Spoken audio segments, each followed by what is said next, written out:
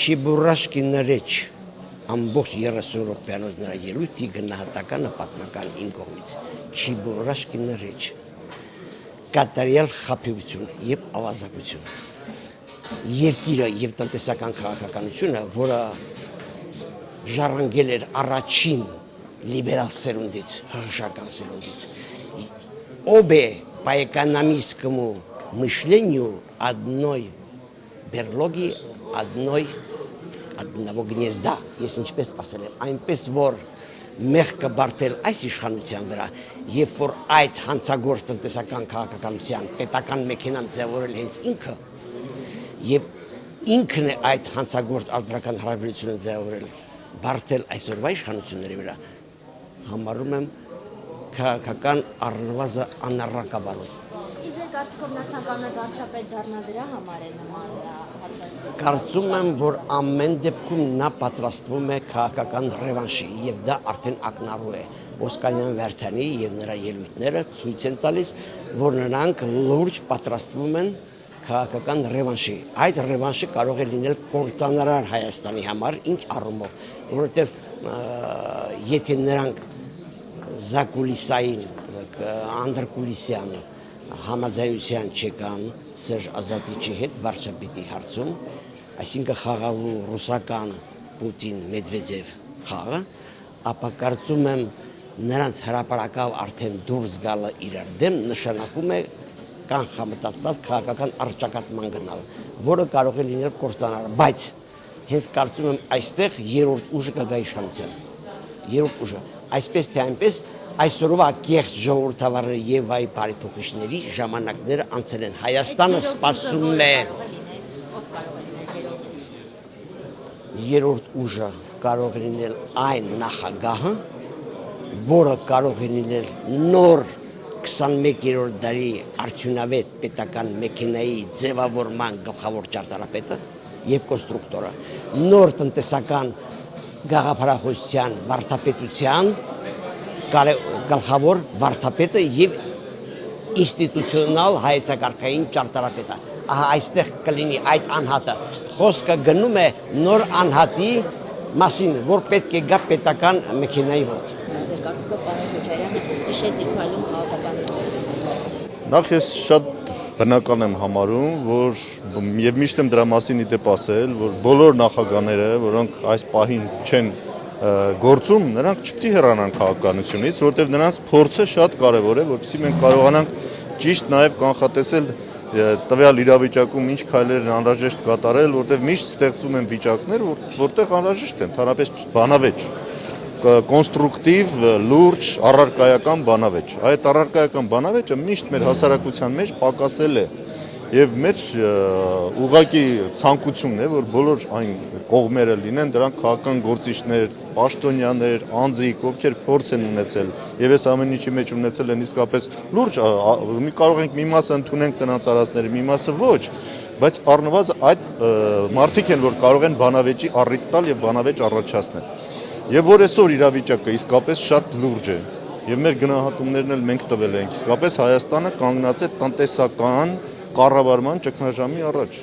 եւ օր-օրի այդ իրավիճակը խորանալու է եւ չենք տեսնում մենք տենդենս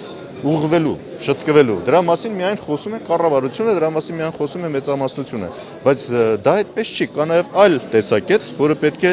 ըստ էության քննարկվի եւ նկատի առնվի։ Ինչ որ պարոն Քոչարյանը ընդհանրապես ներկայացրել է, ես կարծում եմ ներկայացրել է փաստեր, որոնք իրականության մեջ եղել են եւ մեր աչքի առաջ են եղել։ Եվ իսկապես մենք ունեցել ենք թե տնտեսական աճ, թե այդ պակասորտների շատ քիչ են եղել Հայաստանի համար։ Իսկապես նա ձգտել է եւ հիմա կապել այդ ամեն ինչը, որտեղ հիմնական թեզն է, որ իբրև թե տնտեսական ճգնաժամը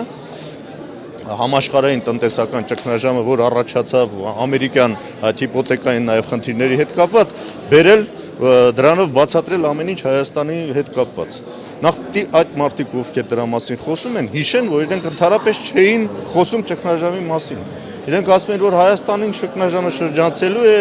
պետք չի դրա մասին շատ խոսել, մենք շատ խոսելով բացասական ակնկալիքներ ենք ձևավորում հասարակության մեջ։ Հիմա պարզ դարձավ, որ դա այդպես չի, եւ հիմա փորձում են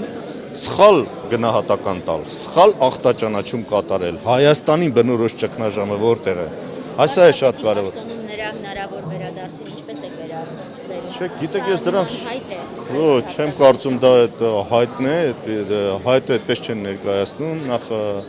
վստահ եմ, որ բոլոր մնացած թեմաների շուրջ էլ ճիշտ կլինի, որ խոսեն, որտեղ մենք ունենք այդպիսի լուրջ թեմաներ։ Օրինակ, այսօր ասվում է, չէ, շարունակությունն է նույն արտաքին քաղաքականության հետ կապված, սկզբից այդպես էին ասում։ Ասացին, որ եկել են այս իշխանությունները, որոնք շարունակում են նախկինների կատարածը։ Եվ թե տնտեսության մեջ իդեպ, թե նաև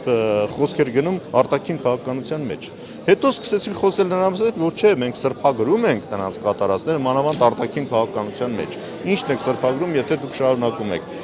Նույնը տնտեսության հետ է կապված։ Ինչն է շարունակվում եւ հիմա այս հարցազրույցով ըստ էության Ռոբերտ Քոչարյանն ասում է, որ սա շարունակությունը չի։ Ես դեմ եմ այս վարվող քաղաքական ուղեգծին եւ ես սա ողջունում եմ, ինչքան տարբեր տեսակետներ լինեն, տեսակետների բախում լինի, դրանից հասարակությունը կշահի միայն։